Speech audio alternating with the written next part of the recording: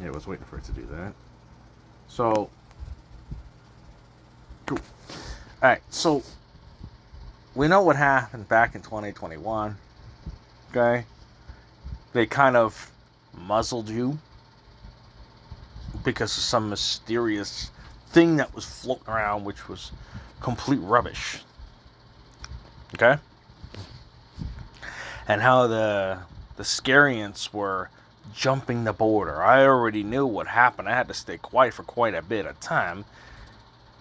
The Scariants were in the pencils that they marked on your arm. That's where they were. They were um, building stuff in you through the pens. And eventually, I think they still do this, but nowadays where they're like, oh, you don't need to wear this and that. You still see people doing this. Okay. Now, I don't necessarily think it's signaling anything. What it tells me is either the fools are scared of nothing.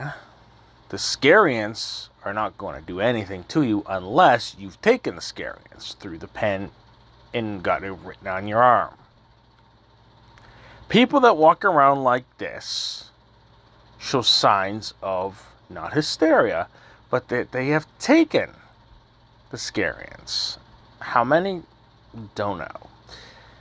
There's a place of business that I go to that there's a lot of employees that often slap the masks on, take them off, slap them on, take them off. There's often times where I'm on the streetcar. They slap them off, take them on, or take them on, slap them off. You know, it goes back and forth. There's other people that I've seen that that do that. You'll see it. I don't know if you guys still see it where you are, but for me, it's like a constant thing where you walk through things. You'll see. I think the craziest one so far that I seen was I was in a store not too far from me. Had an older-ish couple walking around with masking and medical gloves, and I'm thinking to myself, are they that scared? Do they not realize germs are good for you? The thing you got to worry about is what they're dropping up in the air and what Scariants you have taken that are going to mess you up later on. Always look at that. Always think to yourself, I wonder how many they've had. Do they know? I'll explain something to you guys. They have bots now. The bots get better over time and very quickly, not just like 1 month to the next. Every day, every few minutes, these bots, aka demons, who want the communication with you, who don't need a Ouija board anymore. You go on X or any other site, and you will have these bots having a field day with everything. You can see it. They don't even respond to you. There's no response from them. Okay? Because they have no response. Every so often, you will have some human actually respond to. But for the most part, most social sites are mediums for the demons who were Nephilim, who are now disembodied dirty spirits. This is the best way for them to communicate now. Now they have the technology to communicate through it. That's why sometimes the feedback is not a big deal. The feedback I wouldn't worry about that so much. That's a normal thing for tech because sometimes the frequencies get too close. And as we know, anything made by demons or devils is never perfect. However, we are living in the final little chapter here, because when it talks about how knowledge will grow and increase, well, it's already doing that, and it's been doing that for quite a while, and it's gotten way crazier, But this is how, again, going back to this is how you know that they have taken Scariants. There's nothing on the news anymore telling you about, oh my gosh, now they're talking about measles and bird flus and I had a friend of mine like going crazy about it, and I asked her like, "Where's this measles thing?" Because like they're saying, "Oh, in the city there's like lots of cases," and no, there's not, because there's like 3 schools near me. I haven't seen anything. There's been no letters, no emails, nothing.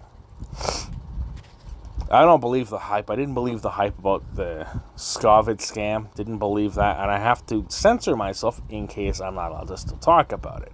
That is another reason why, aside from my health, that I haven't been around. I haven't been talking about it. I had to wait a long arse time to get it out. Do not be afraid. These things must happen first. And if you're afraid, you're a fool. And if you're still masking, take them off, burn them. They don't do squat. You should see how they make them. Okay? Don't take no more tests. Do not put these stupid things on your face anymore. They are completely useless. Even the doctor's offices here are still doing it, requiring you to take it. I still take it to put them on. I still refuse to do it. I'm like, guys, this is like ridiculous. I can't say the other word or I'll get in trouble, but this is ridiculous. I'm not putting this thing on my face. I can barely breathe as is, and you want me to? It's like shoving a pillow on my face. Get out of here.